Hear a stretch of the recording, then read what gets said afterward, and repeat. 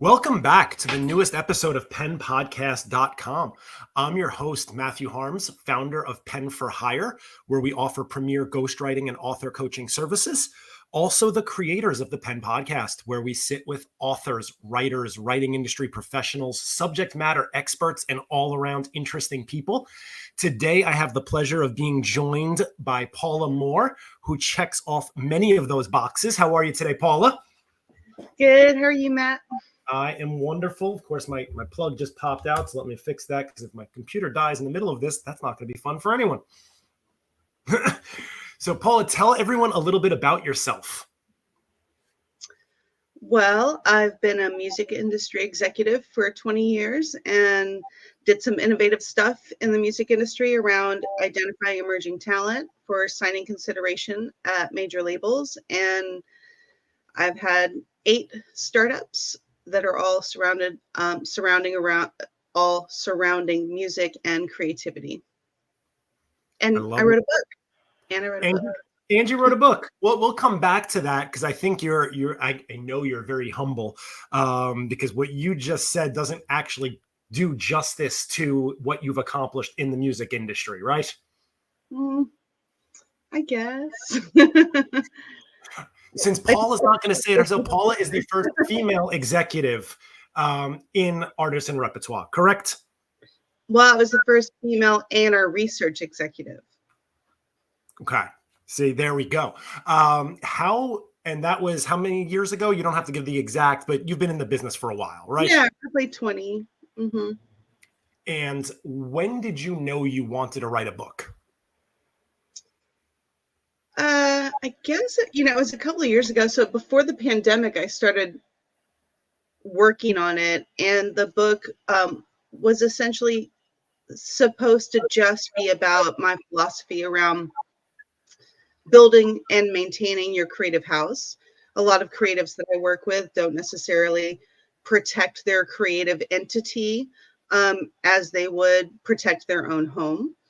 So I started working on that concept probably, the year before the pandemic hit, and then really started getting serious about it during the pandemic when I didn't have a lot of the client work that I normally have. So I filled my time with the book concept. And I can say firsthand, you definitely were more prepared to write a book than most. So kudos to you for that and all the effort you put in compiling the information and knowing the direction that you wanted to go. Thanks, man. My pleasure. For those who don't know, Paula worked with Pen for Hire, one of our favorite clients, absolute joy to work with. If you could give the viewers a little insight as to how you organized your thoughts, like what did the writing process look like for you? Well, I mean, it kind of was just like a blob of information at first, and then I started organizing it in a flow, similar to like songwriting or any like creative endeavor. Even like I do a lot of presentations. I do a lot of like strategy work. So I kind of formulated around like how I would deliver a strategy and just inserted information in a very long document that needed to have some help at some point. But I got it to a place where I felt like it was cohesive enough information that I could then shift it into a book format. Got it. And having seen that blob evolve, I can say that the key is you really were transparent. You were vulnerable. You put everything down on paper instead of trying to figure out what not to share with your readers. Yeah, I did do that. And some things didn't make the cut, but I just wanted to put everything into one place and then kind of figure out how it all worked together. And what was the most valuable information to share with people? Yeah, and that makes it so much more authentic, right? Because you're figuring out later what maybe doesn't fit as opposed to censoring yourself in the process. How did that feel once you had all of and I want you to tell people a little more about the book as well, but getting all of those experiences off your chest and out there for the world to hear? Well, I think that some people, now that the book's out and I've gotten feedback, some people have asked me, like, was that a cathartic experience? Or, even wondering if it gave me some sense of relief or what have you. But really, I wasn't so attached to that information any longer. Like, I had already lived it. So I felt like it was a repurposing to help other people. And that's the angle I came from. So I guess it didn't like emotionally affect me as much. I mean, reliving some of the stories was hard, writing them down. But the reality was I wasn't looking at it like it was a thing I was doing for myself. I was doing it for other people. So it didn't feel cathartic. It felt like I was sharing something of value. And that's the angle I was coming from. And I mean, you definitely did share something of value because of the experiences that you went through. Anyone who's looking to maybe carve out a path for themselves in the music industry has this handbook of maybe the title of the book is Glitter and Grit, but you give a little insight into some of the things that aren't quite as glamorous in the music industry as people might think, because they only see this outward persona. Yeah, I think there's definitely a misconception or just lack of understanding of the amount of work you have to do as a creative professional, especially in the music industry. There's so much that goes into the process. Whether that process ends up being successful or not, it's still a lot of work to get to the end result. And then you have to keep going, no matter if it was disappointing or not. Like, and you still have to like redo the work every time. It's always like a lot of work to get to that end result. That is such a great point. I mean, whether it's the music industry, whether it's professional sports, whether it's writing a book, anything that you're going to do in life that's worth doing is a lot of work. Mm-hmm. And it's great. It's always helpful when you have an expert, like someone who's been there and done that, to share that knowledge. So anyone who's getting started in that particular career or any career doesn't have to make the same mistakes you did, or maybe not even mistakes, but they can learn how to get ahead quicker. Yeah, just and having a clearer picture or understanding of what someone's been through, I think always helps when you're on a creative endeavor, period. Like knowing that your self-doubt or your, worries or concerns about what path you're taking, what you're actually doing in your has been through that, knowing someone else has had experiences that or missteps that you want to try to not have. I think that's extremely valuable and helpful. I wish I'd had someone to share those types of experiences and stories with me as I was, moving on in my career. Absolutely. And what I know you said you're getting feedback from others. So overall, I mean, I love the book. I'm partial. So what are people saying about the book? Matt, I think one of the most interesting things that I've been taking recently is, a lot of the podcasts and interviews I've been doing have been with men. I think I have only had one interview with a woman. So it's very male dominated.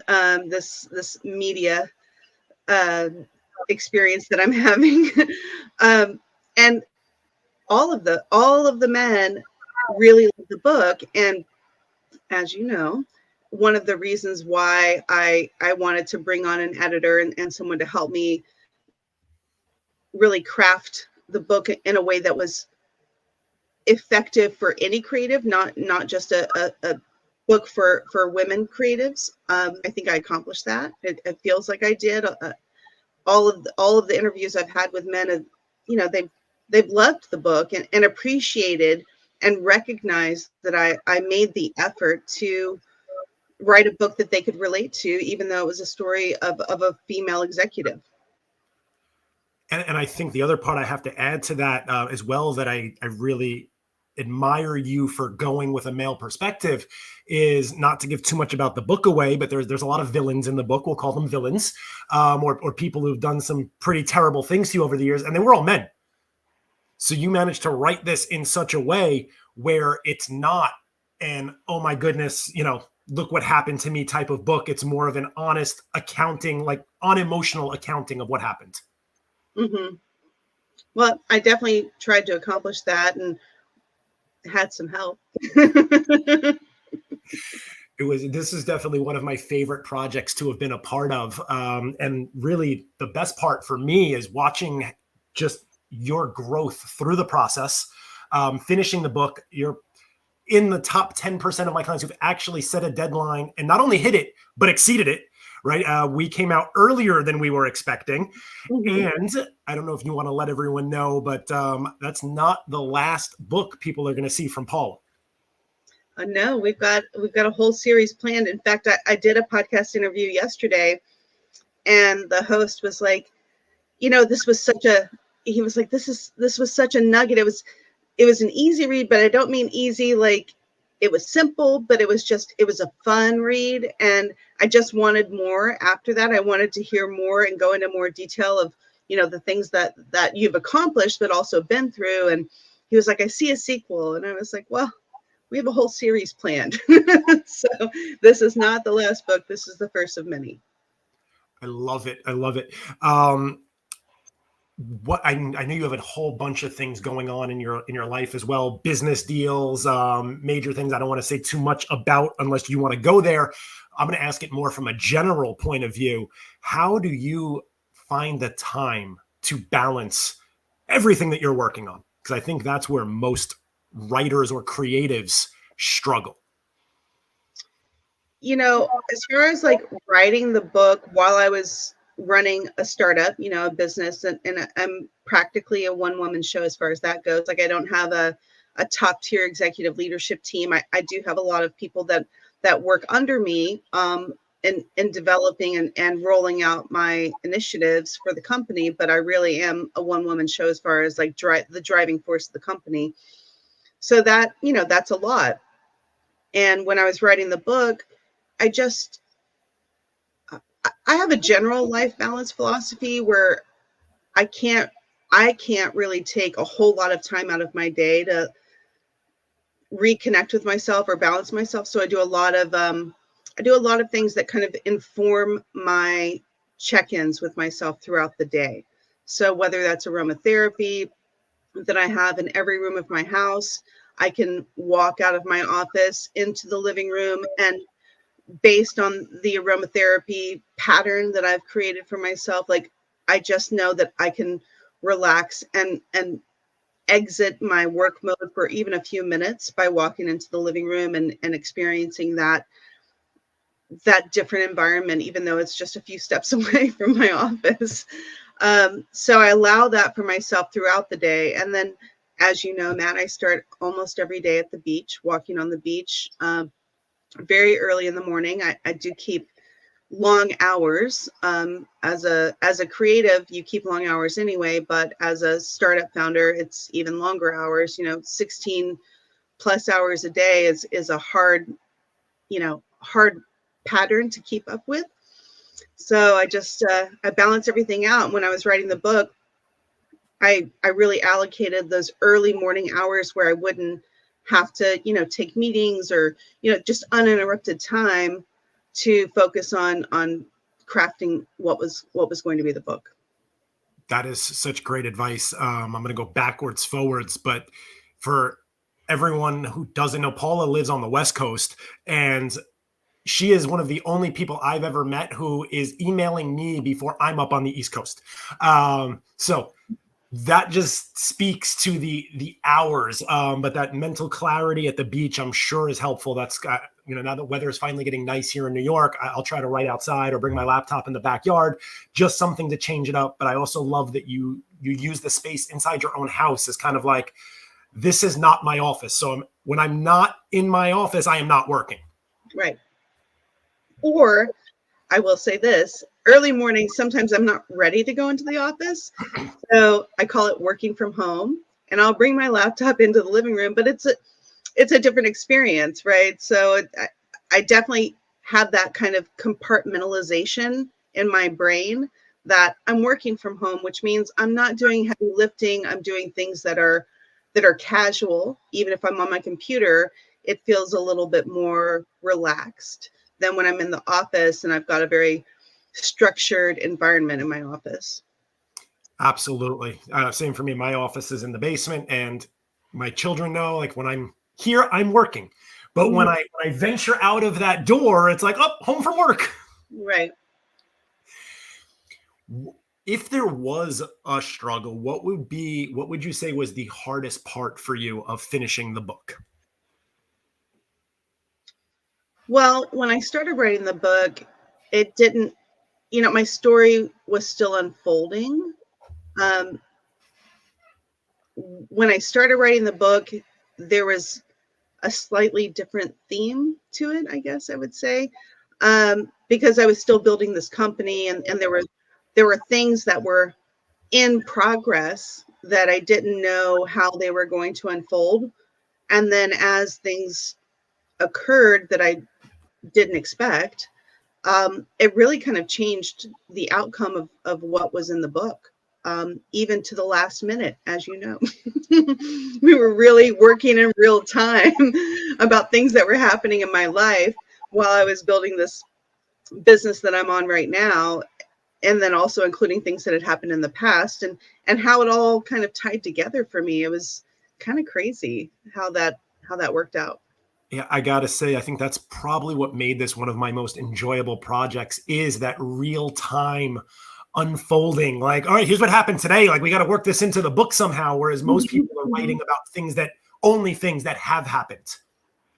Yeah, it was, that part of it was fun for me, right? Like working with you guys and in real time and figuring out how it was going to play out in that final story, which also, kind of started with the introduction of the book too, in the end. But what happened in the final chapter and also kind of made its way into the introduction to kind of set the stage, that didn't happen till the very end, right? So it was exciting and fun as far as like writing goes and creativity goes. The story wasn't that exciting. It was quite emotional for me, but that's the things. Those are the things that happen, and that was what the premise of the book is. Here's what happened to me. Yeah. And I think that, as a reader, to get that unique perspective as you're reading, of thinking you're going to be left hanging, right? Because the reader, maybe I am partial, but the reader is rooting for Paula, like, what's going to happen. And just because of the way things unfolded, by the time we got to the last chapter, they kind of know at least the majority of what happened. Right. Yeah. It was a crazy experience. I mean, again, that's not where I thought the book was going to go when we started getting into it. But yeah, then things happened much differently than I anticipated. But isn't that life, right? Like, this is why I tell everyone that we work with, whether we're coaching, writing, it doesn't matter, but don't get too married to your outline or where you think the book is going. Do we need to have some structure and a plan and know what we're going to define success as? Sure. But if you hit the middle of the book and you take a left turn, that's perfectly okay too. Mm-hmm. Yeah, I mean, I think readers enjoy that, and back to the feedback I've gotten, a lot of women, especially creative women, that have reached out to me as they've read the book. First and foremost, I think everyone, women and men, have all said the same thing. It's a page turner, which is what we set out to accomplish, that it wasn't like a boring behind the scenes of the music industry book. It is a real page turner, and you want to know what happens next. And but a lot of the women that have read the book have sent me, super compelling, sweet messages that they can relate to those stories in their own lives, and apply what happens at the end of every chapter, which is, the self-empowerment piece, the self-improvement piece that we wanted to, when we set out to write that portion of every chapter, my goal was make it feel empowering, like you can take this and go apply it right now. And it's real world stuff. It's not like the fluffy self-help that you see in other books. And it's really resonated with people. Yeah, I mean, you definitely gave very clear, actionable things that anyone can put into action in their own life, whether they're a musician, a writer, an actor. It really doesn't matter. And the overarching theme of believing in yourself and not quitting, because there were so many times as you relate through the book where the easy thing for you to do would have been to just give up.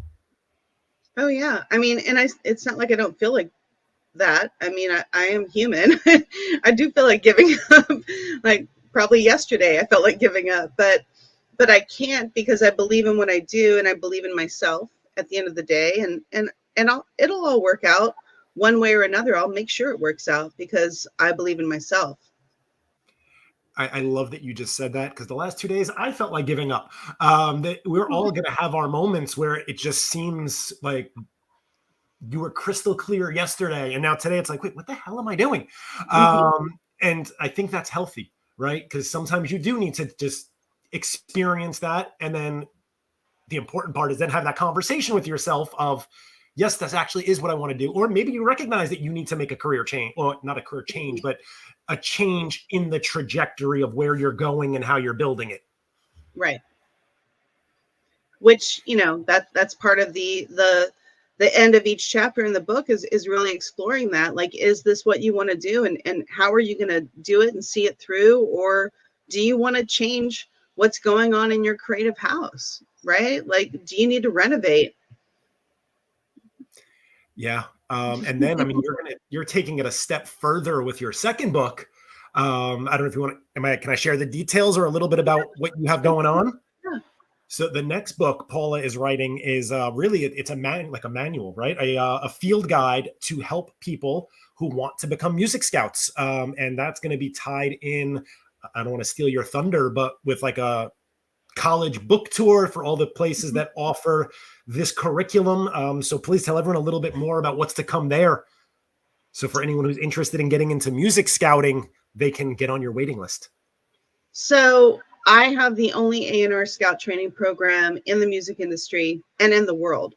And I've been training scouts and developing their career trajectories for 20 years. It's been a mainstay, a cornerstone of what I do to give back. As an industry executive, it took me 10 years to get an A&R job. And the first thing I did when Universal moved me out to LA 20 years ago, the first thing I did was create a scouting program where I could train the future me's under the umbrella and protection of me, to develop their skill set and develop their prowess in discovering talent, and how to get them to get into their first A&R jobs, or music scouting jobs. So as I have this program, that program is about 5 months long. It's very immersive, and we can only take so many people in the program training at one time. So I was like, well, I'm going to turn this into a book. That way, anyone who wants to develop their own skill set and learn how to do A&R scouting and develop that career path, they can do it on their own DIY style with my book. So that's what we're writing right now.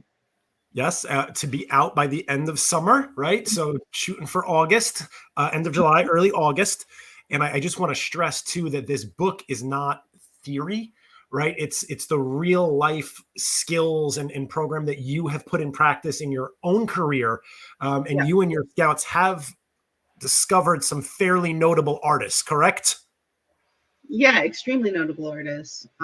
Many that are accomplished and Grammy winners, and really really big talent has come through my program. I think one of the ones that we mentioned in Glitter and Grit, that's something that is kind of funny, because I took credit for it throughout my career, but they recently published, just last year during the pandemic, they published the actual check that they received, which was the first check from a music company, and that was the check that was from my demo with them. So it was the Killers. So it's kind of kind of funny that they kept that check. I'm glad they did, because everyone likes to claim that they found or discovered an artist, and it's hard to document that. Or before social media, it was hard to document that. So I was glad that they shared that. And that one was kind of bittersweet, right? Because you guys discovered them, and then your label passed on them. Yeah. Well, that happened with hundreds of artists that came through my program. It's the problem with labels is, they have a very, very limited amount of artists that they'll sign every year. And then people like me who bring in hundreds of artists, because I focus on research and early discovery, there's not really a place for many of the artists that we see are going to grow into potential superstars.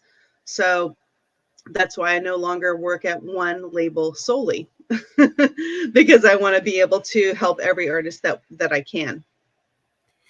And I would imagine, in today's day and age, so much has changed with technology and platforms that for someone like yourself who has this ability to uncover far more talent than most others, the ability to get these artists the recognition has become easier as well once you find them, right? I wouldn't say it's easier, but we have more places to take them and more ways to help them. Yes. Yes, definitely. That's kind of what I meant. I misspoke. But yeah, with all the different streaming and platforms, you're not just limited to those 3 or 4 brick and mortar. Right. Exactly. And, just the ability to kind of sit in a centralized hub, the way they've created this company, now working with independent distribution companies as well as labels, our pipeline of artists that we discover have way more opportunities than ever before. I love it. Paula, as always, it's always amazing chatting with you. You just inspire me. I feel reinvigorated to get through my day. If you'd be so kind, is there share where people can buy your book, where they can follow you on social media, and anything else that I didn't cover that you want to make sure the audience knows? Well, you can buy my book on Amazon. And I will say, Matt, I don't know if I've told you this, but I am the only Paula Moore author on Amazon. Really? You can literally put in Paula Moore books, and I'm the only one. So FYI. That's incredible. I know. But I guess the other thing that I want to share is I am currently in the process of recording the audiobook version of Glitter and Grit with Grammy-winning producer Che Pope, who's a big hip-hop producer. So he is great with spoken word album. And we are almost finished. I go back in the studio tomorrow, actually, to try to finish that up. And then we're going to release it with a compilation of 12 to 15 female artists writing songs that are inspired by the book. So once that gets done, we're going to release it before the end of the summer and submit it for the best spoken word album category of the Grammys. So that's something I'm trying to finish up right now too, which is exciting. And yes, you can follow me on Instagram is where I'm, hanging out the most. So GREATERTHAN HQ_music discovery is my company. And then Paula Moore Ventures is my personal Instagram. Amazing. And yeah, thank you for adding that in at the end, because you were the one who enlightened me that there is a Grammy category for best audiobook. That's right. So now you can tell your authors in the future when they do their audiobooks, that's something that they should submit for. Absolutely. I think given I don't want to jinx anything, but given your experience and who you have doing the production of it, I like to believe that I now have my first soon-to-be Grammy Award-winning guest on my podcast. But we'll have to wait for that chapter to unfold. That's right. We'll see. But yeah, I do think we have a good shot. I do as well. Paula, thank you so much for being here. For everyone listening, you just spent this time with Matt Harms and Paula Moore. Head over to Amazon. Paula Moore, as we just learned, only author on there. Book title is Glitter and Grit. Follow her on Instagram and keep your eye open on next year's Grammys, because we are rooting for her. We'll catch you all on the next episode. Paula, thank you again. Thanks, Matt. Bye. Bye.